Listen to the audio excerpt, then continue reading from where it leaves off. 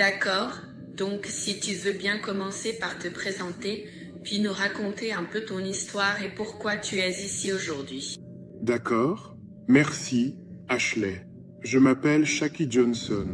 J'ai 67 ans. Et en novembre prochain, cela fera 23 ans que j'ai été diagnostiqué avec la maladie de Parkinson. Et quand on m'a diagnostiqué la maladie de Parkinson, on m'a dit que c'était une maladie progressive, incurable, et que je n'irais jamais mieux. Et 23 ans plus tard, je suis ici pour vous dire que ce n'est pas toujours forcément le cas. Et si tu veux commencer par le moment où tu as été diagnostiqué, quels ont été tes combats avec la maladie de Parkinson? D'accord. La maladie de Parkinson est une maladie du cerveau. Elle est causée lorsque la dopamine dans ton cerveau meurt. Et la dopamine, c'est ce qui fait fonctionner les signaux électriques, donc quand elle manque, ils ne circulent plus correctement, ils sautent. Donc ça provoque des mouvements involontaires, des mouvements lents, de la dépression, de l'anxiété. Tu peux mettre 20 d'entre nous, les Parkinsoniens, dans une pièce et on aura tous certains problèmes en commun, mais chacun de nous sera différent. Beaucoup de gens disent que je ne ressemble pas à quelqu'un qui a la maladie de Parkinson, mais ils ne me voient pas les mauvais jours. Est-ce que tu avais des antécédents familiaux ou est-ce que tu as été la première à avoir cette maladie? J'ai été la première dans ma famille à l'avoir. Il y a certains cas où la maladie de Parkinson est génétique et se transmet aux enfants, aux frères et sœurs. Je connaissais personnellement 2 frères qui l'avaient tous les deux, tous 2 atteints de Parkinson, mais c'est surtout causé par des facteurs environnementaux.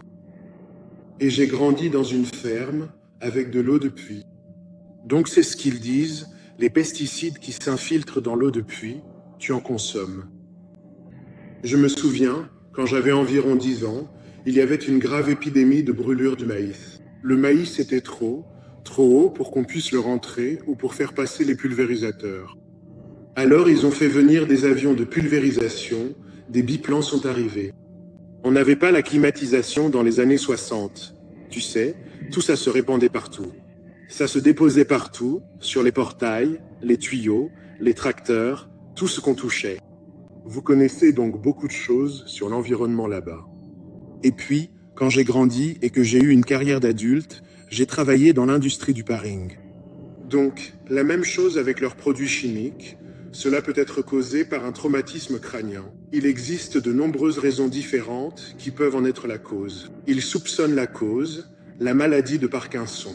Et donc, quand vous êtes allé chez le médecin, que vous a-t-il dit comme chose à laquelle vous attendre? Alors quand j'y suis allé, mes principales plaintes étaient en fait de regarder en arrière. J'avais un tremblement quand j'avais 20 ans. J'en étais conscient, je savais que je l'avais, mais ça ne m'empêchait de rien faire. Quand j'avais 30 ans, je suis allé faire mon premier examen médical et le médecin a remarqué mon tremblement. Je n'étais pas là pour mon tremblement, j'étais juste venu faire un examen médical pour le travail et il m'a dit que ce que j'avais, c'était un tremblement essentiel. C'est juste un tremblement bénin que beaucoup de gens ont. Et je me souviens qu'il m'a dit de ne pas m'inquiéter, que ça ne deviendrait pas la maladie de Parkinson ou quoi que ce soit de ce genre. Je ne sais pas pourquoi je m'en souviens, mais c'est le cas. Ça m'a paru tellement étrange à l'époque, mais bon. Et puis, vers 43 ans, j'ai eu un énorme changement et, quand je suis allé chez le médecin en novembre, ma voix avait beaucoup baissé. Je perdais du volume dans ma voix. Mon ex-femme me trouvait toujours en train de marmonner, et puis, en arrivant là-bas, j'ai réalisé que mon bras gauche ne balançait plus quand je marchais. Ma jambe droite traînait, mon pied traînait souvent quand je marchais, et mon écriture était devenue minuscule. J'appelle ça la micrographie. Mon bras droit bougeait, mais ils appellent ça le mouvement en roue dentée. Ce n'était pas fluide, c'était juste saccadé. Alors on m'a dit que c'était la maladie de Parkinson, on m'a dit que j'avais l'une de 3 choses. Ils m'ont donné le choix. C'était quelque chose qu'on appelle la maladie de Wilson, c'était quelque chose comme Parkinson, et je ne voulais même pas de Parkinson. À 44 ans, je connaissais quelques personnes qui l'avaient eu, mais je n'en savais pas beaucoup plus, ou alors j'avais une tumeur au cerveau. Je me souviens donc être rentré chez moi après ce rendez-vous chez le médecin. Qu'est-ce que je souhaite parmi ces trois possibilités? Donc, la maladie de Wilson a été facile à écarter.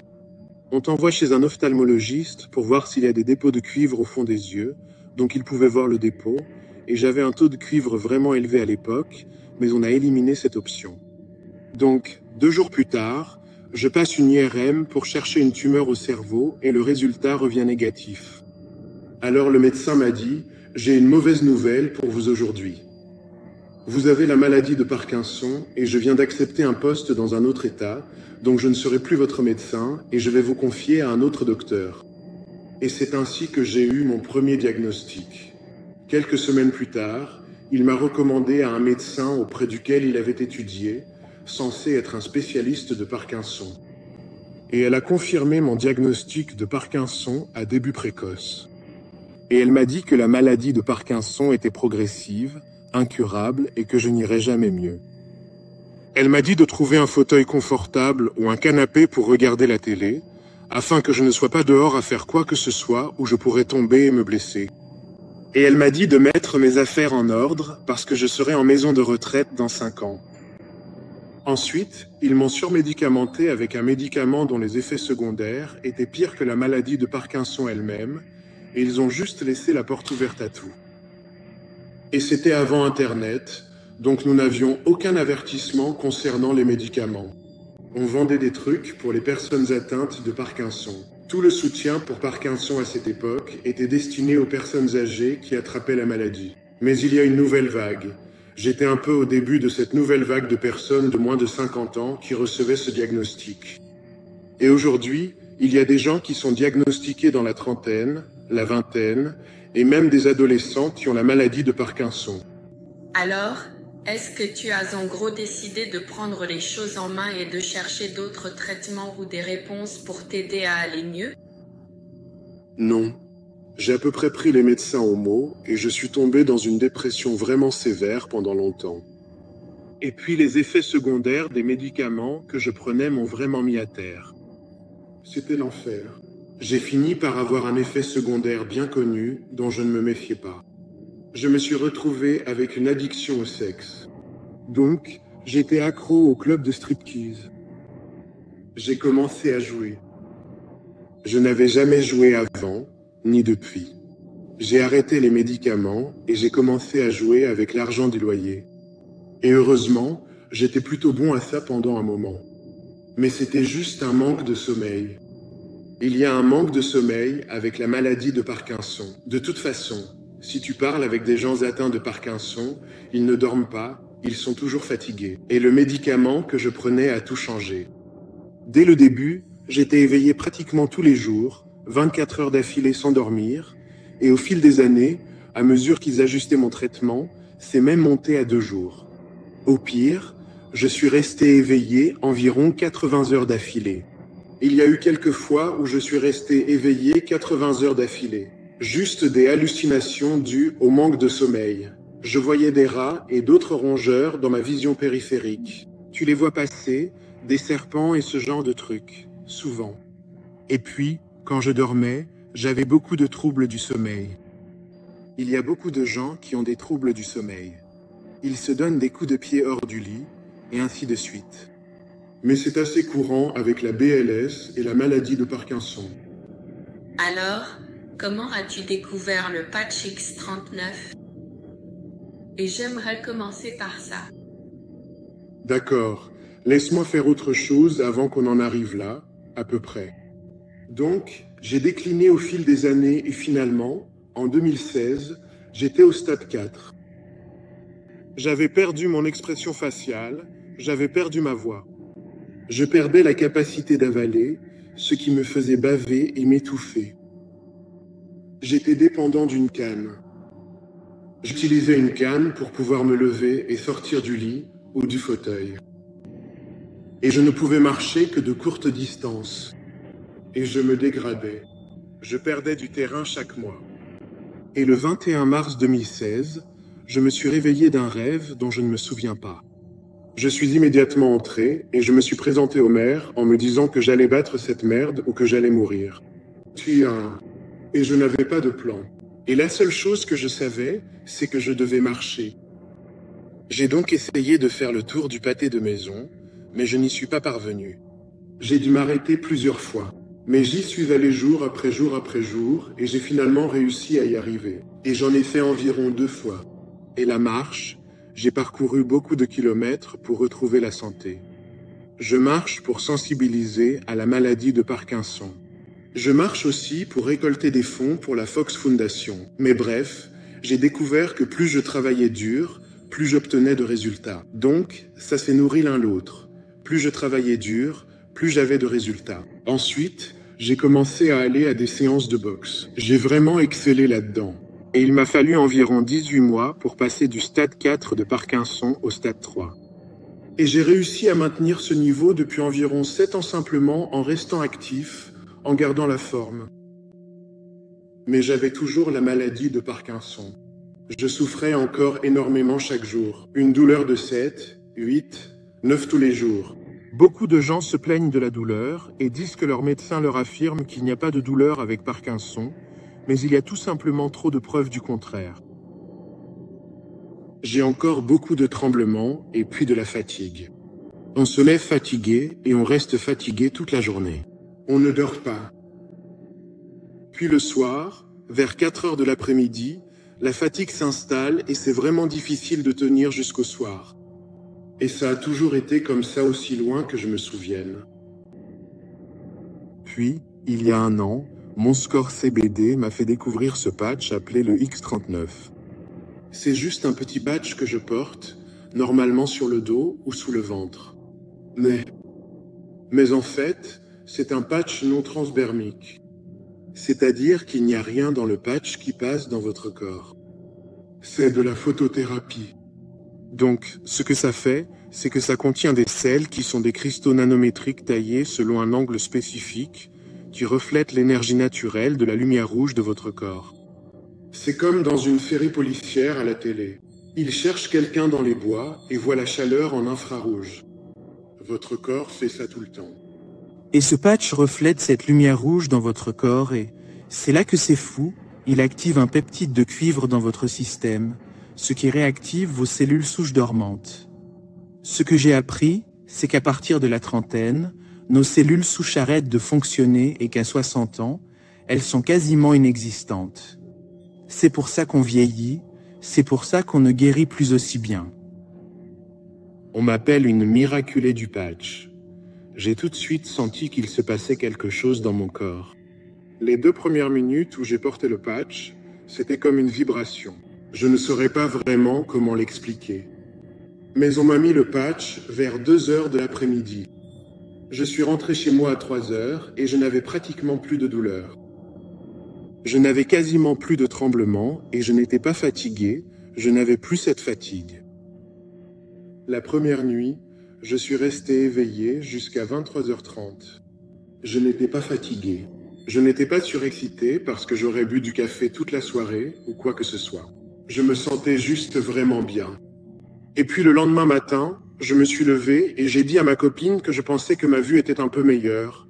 Et en fait, la semaine dernière, ça faisait 1 an que j'étais allé chez l'orthopédiste pour la 2e fois. J'y suis allé pour une injection de cortisone. Je ne l'ai su que la semaine suivante, mais ça n'a pas marché. J'avais toujours très mal et on prévoyait une opération pour me remplacer le genou en décembre.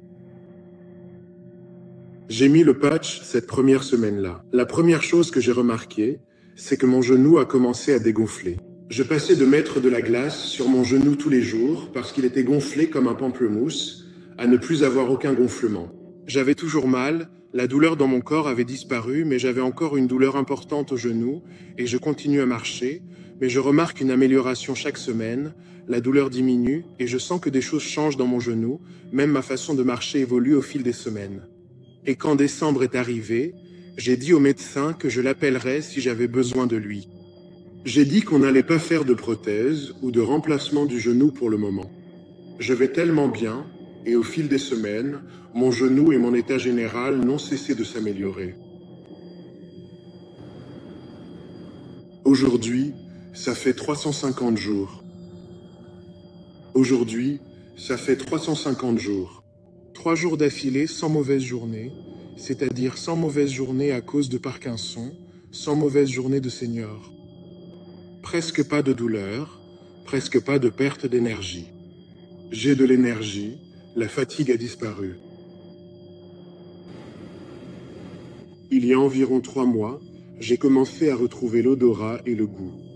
L'odorat, les odeurs, la perte d'odorat est un indicateur important de la maladie de Parkinson. Mais au cours des 3 derniers mois, j'ai commencé à retrouver mon odorat et mon goût. Je suis passé de pouvoir sentir à peine ceci, à vraiment goûter cela, à maintenant pouvoir tout sentir. Le palais que j'ai maintenant est tout simplement incroyable. L'apparence de ma peau s'est améliorée. Les poches sous mes... J'ai des photos avant, après, les poches sous mes yeux sont plus petites. Les pattes, doigts ont disparu. Mes ongles, grosse amélioration. Ma barbe, mes cheveux, tout ça, ça a vraiment changé ma vie. Je suis passé d'un état de maladie critique ou chronique pendant la moitié de ma vie à mettre un patch et commencer à me rétablir. C'est incroyable. C'est incroyable. Est-ce que tu as eu des effets secondaires ou des réactions au début, comme ne pas te sentir bien ou devoir t'adapter? Certaines personnes ne se sentent pas bien. Personnellement, j'ai eu 3 ou 4 selles inhabituelles la première semaine que j'attribue à la détoxification. À part ça, je n'ai eu aucun effet négatif. Alors, est-ce que c'est un patch que tu portes en permanence? C'est ça. 24 heures sur 24? Non. Les patchs sont vendus par boîte de 30. Donc tu as de quoi tenir un mois. Tu l'appliques, tu le portes 12 heures, puis tu l'enlèves pendant 12 heures. Le lendemain, tu mets un nouveau patch, et ainsi de suite. Et donc, tu arrives même à arrêter complètement tous les médicaments pour Parkinson? Eh bien, en 2013, j'étudiais les effets secondaires négatifs. En 2013, j'ai fait une dépression nerveuse. Ils m'ont fait entrer en service de santé mentale et ils m'ont fait un sevrage de mes médicaments contre Parkinson, ainsi que de tout le reste. Ils m'avaient mis sous traitement dans l'intention de tout recommencer à zéro. Et après avoir été sevré, j'ai refusé de reprendre un quelconque médicament contre Parkinson.